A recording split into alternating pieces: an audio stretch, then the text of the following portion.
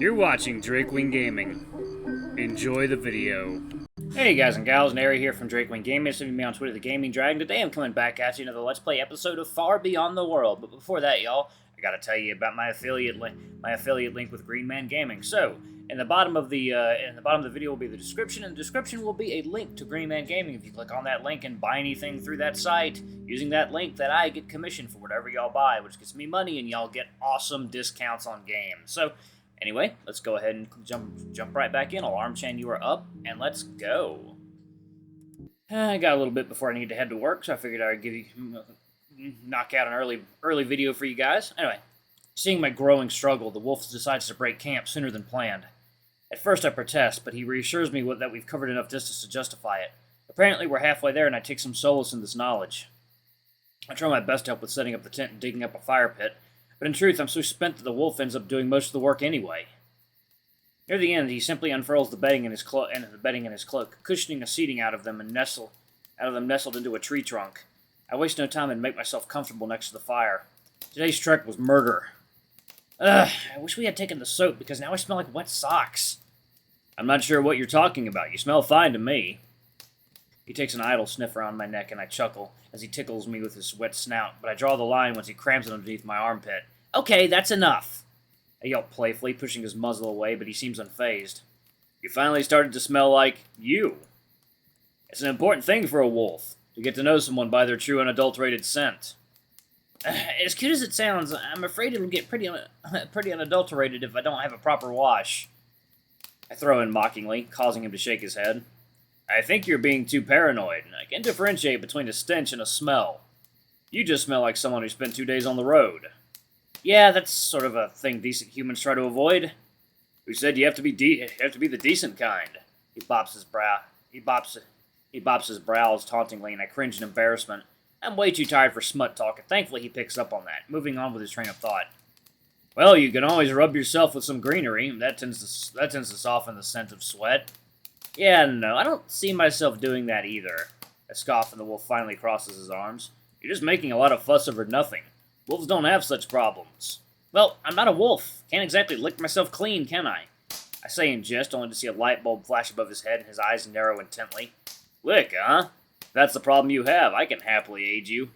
He pulls me in close, planting a long and seductive lick across my cheek. No, stop it! I laugh, pushing him away, but he only reinforces his hold and continues this impromptu feral bath. Now I really need to wash myself. I continue to chortle, and I can see his eyes narrow again just before his slobbery tongue flops right onto my face in another, this time more playful lick. There, clean like a whistle. Ranok! I groan, rubbing his drool off my face, when a challenging smirk gets my goat. Two can play that game. I quickly plant my very own lick on his cheek, to my immediate dismay. Ew! I try to spit out the handful of fur now stuck to my tongue, drawing a loud laugh from the wolf. I told you I shed easily. He grins toothily and stretches back, resting against the tree. Either way, I think we should make it an early night. The wolf mumbles just before a long yawn escapes his muzzle. You seem pretty out of it today. Me? You're the one, yeah. I pause, interrupted by my own deep inhale. My yeah. Yeah. I'm too tired to tease and argue. Let's just have a good night's rest, huh? We can have some distance to make up tomorrow. Sounds fine by me, I mutter, looking towards the tent with a troubled expression. It almost seems dumb to suggest it yet again, especially after we went through the trouble of setting it up, but the moment just doesn't feel right. It feels quite warm outside, not counting the fire. Would you mind a repetition of yesterday? You're sleeping next to the fire, resting against the trees. You've made my seat here quite comfortable. The wolf looks at me with mild surprise, but quickly chuckles. You seem to be fond of sleeping rough. Had I known this, I wouldn't have bothered with the tent. You're the one lording me around, I laugh teasingly. I did tell you this whole setup felt a bit over the top. We could have made do with just blankets. Yeah, you're saying that because the weather holds. Had it been raining, you'd whine worse than an unweaned pup. I guess we'll never find out, will we? I snigger, but his gaze is locked in the sky above. It's another beautiful night. We spend a moment or two just admiring it. No dinner, then? I'm too tired to be hungry, and the breakfast was quite filling. True. He snorts and closes his eyes. Sitting like this, embraced in the flame's warmth, I dare not to move a muscle. If If I could, I'd simply merge with the tree behind us and become inanimate forever. Despite his earlier bravado, he also barely moves. With his eyes closed, it's even hard to tell if he hasn't fallen asleep already. But the idle flickers of his tail tip betray he's still very much among us. Among us. 1 second, y'all. Let me sip my coffee real quick. Oh, wonderfully delicious. I got a long workday ahead. Plenty of breaks, though, so I'm happy about that. He's pleased, and soon he expresses it tenderly. I'm glad you're the outdoorsy. Truly. You're this outdoorsy. Truly. It's a part of my life I would have never given up. You're a wolf, I say quietly. One should never cage you inside 4 walls. Woods is where you belong. He croons softly and gives me a gentle nuzzle. He then readjusts himself, laying down on the ground and using my lap as a pillow. I smile, seeing his head nestled peacefully in my groin. He looks so cute and calm, gently drifting away, judging by his slowing breath. Despite being equally tired, I struggle to surrender myself to the Sandman's magical dust, so I observe the wolf in silence. I feel truly happy and at peace. Everything is as it should be. The starry sky shimmers above us. The fire gently cracks, casting dancing shadows across the treetops. I don't know why, but a song comes to my mind. One I've heard during a life I've shed on the other side of this blue expanse. It's so fitting and in tune with my inner feelings that I decide to hum it. Seeing Ranok's expression brighten at the melody, I'm encouraged to sing it in a hushed voice. Stars shining bright above you. Night breezes seem to whisper, I love you. Birds singing in the sycamore tree. Dream a little dream of me. I gently pet his forehead and I continue softly. And say nighty-night and kiss me. Just hold me tight and tell me you'll miss me. Oh, he's singing again. Say nighty-night and kiss me. Just hold me tight and tell me you'll miss me. Well, I'm alone and blue as can be. Dream a little dream of me. Instinctively, my eyes venture to the shimmering sky above. Stars fading, but I linger on, dear. Still craving your kiss. I'm longing to linger till dawn, dear. Just saying this. Sweet dreams till sunbeams find you. Sweet dreams that leave all worries behind you. But in your dreams, whatever they be, dream a little dream of me. I lean in forward, gently pursing my lips against his forehead, almost like a wish away to make the lyrics ring true. Dream a little dream of me. I sigh out breathlessly. I really am in love with this wolf. I smile, taking in his peaceful muzzle. He's asleep now, visited by the, to me at least, elusive Sandman. Instead of sand, he brought me a man. Tell him his lonesome nights are over. I chuckled to myself and leaned back against the tree trunk, my eyes venturing to the moon now slowly raising above the tree line. Luna's visage is just a silver slither on her right-hand side. I nod towards the moon goddess and silently thank her for bringing me here, to him. Reborn in this strange new world, my life beside him is the best thing I could have wished for, and with that thought I finally drift off to a peaceful rest. Oh, so cute. You two are some cuties. At first it's a mild nuisance, a gentle sway failing to stir me up from my sleep, but then it becomes much more bothersome, with powerful rocking as if I were in a boat on a stormy sea that finally forces me to open my eyes. Morning, sleepyhead, Ranok utters in a soft tone, quite ironic considering the harsh way in which he just woke me up. What time is it? I respond, lazily rubbing my eyes. To my surprise, I find myself laying in the tent again. It must have carried me inside somewhere in the middle of the night. I was pretty out of it. 1 second, y'all. Hey, y'all, sorry about that. I'm back now. Let's go ahead and resume, shall we? First, let's save progress. Okay. I was pretty out of it. It's late, he says with a slightly troubled expression. I gave you an extra hour of sleep on the count of our trek last night. You must have been exhausted. Yeah, exhale, my voice carrying the burden of the previous day's march. My feet hurt like hell. Can't imagine doing this barefoot. I'm glad your little invention works as intended, he snickers, giving my shoes a quick glance. There you go. Today's a cold breakfast. We didn't do all that well yesterday, so there's some catching up to do. Huh? I mutter sleepily, taking hold of a plump quiche he just passed me. We've only covered 20 miles, just shy of 21. That sounds like 21 more miles than I would have liked. And an awesome song by Soilwork, 20 miles in the rain. Good song.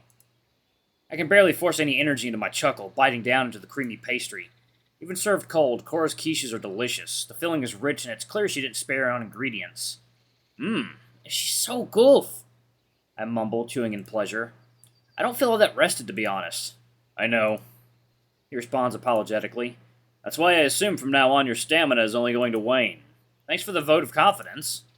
I flash my brows, taking another hungry bite.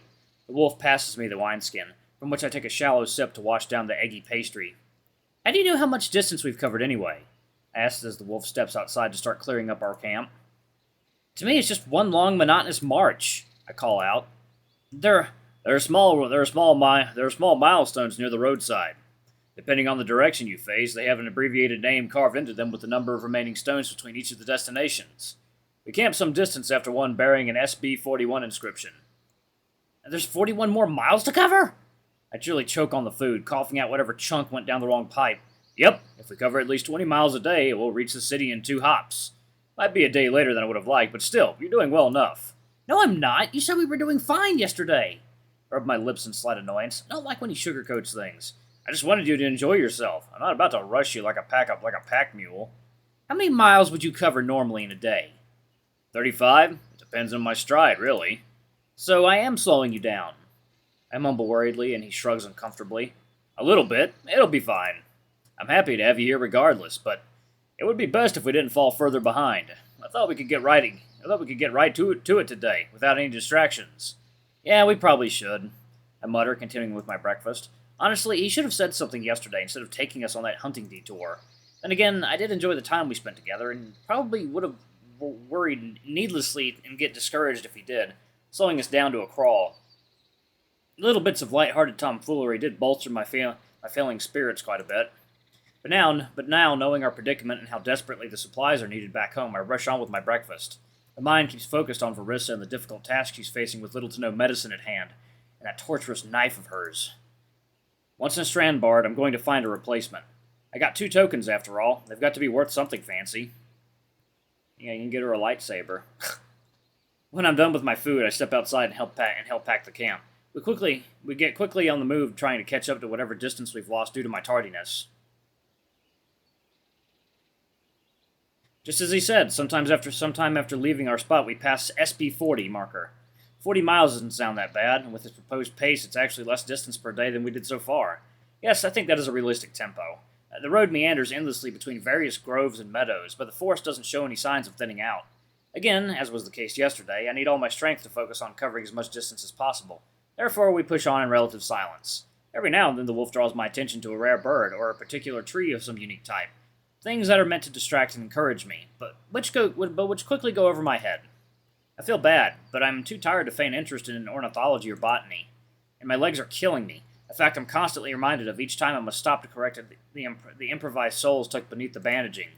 I sigh and watch as the sun reaches its zenith, shimmering high above the woodland canopy and sprinkling me with golden splotches. 1 second, y'all. Let me drink my coffee real quick. Alright.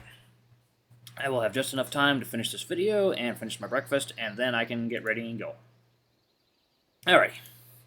I close my eyes and enjoy the gentle, warm kisses on my skin. When I'm suddenly pulled to a halt by Ranok's paw taking hold of my shoulder. He's alert, looking intently into the thicket on our left. There's something in the woods. Even I can see that now, as the shrubs begin to move and rustle. Well, well, well.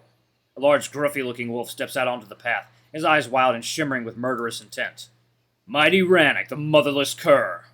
He growls in a low, raspy voice to match his rugged exterior. Air off. I thought I've told you what would happen if I caught you in my neck of the woods again. Do we really have to do this? Ranok sounds hesitant as the other male cracks his neck and begins to flex menacingly. Oh, I've waited way too long, my friend. Come then, tonight you dine with Aluna. Not unless I send you to her first. The wolf pushes me gently away as he unbuckles his pauldron along with the longsword, allowing them to fall freely. I shudder at the metallic clang of his gear as it hits the ground, looking to him with worry. He removes his side blade as well and tosses it aside, hunching down in a combat stance with his fingers feathered out, and the other wolf does the same. Are they really going to fight? My answer comes with a lightning-fast charge of the gruffy male. They clash together, paws interlocked, and their muzzles twist in vicious snarls. My heart quivers at the sound of their animalistic growls, so primal and hateful.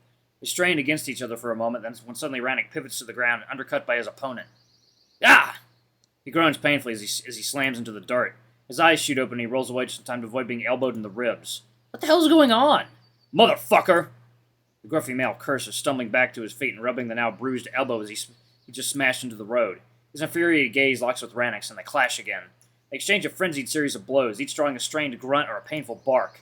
Punch, block, block, punch. One series after another without a clear winner. They're going fully at it, sweat and bruises dotting their bodies. Then an uppercut to Ranok's muzzle causes a streak of blood to drip down his nose. I cover my mouth in shock, almost ready to call out and beg them to stop. And a swift punch to the gut causes the gruffy wolf to stumble back, and Ranok doesn't waste any time. He rushes him, gripping the male from behind and lifting up to deliver a brutal slam into the dirt. Oof! This time it's the gruffy male that spits out blood while Ranok mounts him. Now they're tumbling left and right, struggling, grunting, and growling viciously. I don't know what to do and my panic grows. This is insane! Oh, I'm so consumed by this savage spectacle I don't notice when another, much skinnier wolf emerges from the greenery. He has a sharpness to him, with piercing green eyes measuring the fight from underneath his hood.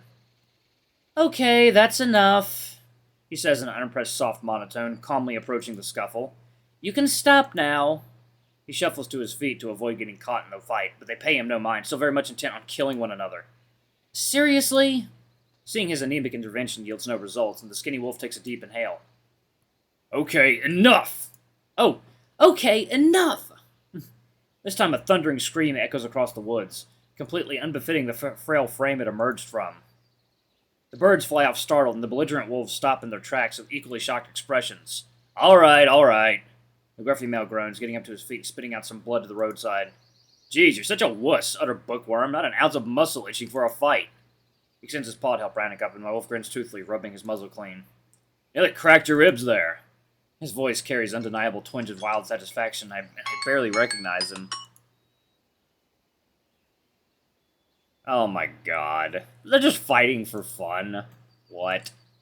Alright, I'm gonna pause it right there. This was silly. Anyway, y'all, thank you so much for watching. Don't forget to like, comment, subscribe, ring that notification bell. If a super thanks, your tip if you can, it always helps. Until the next video, I love you all. I'll see you next time. Bye-bye.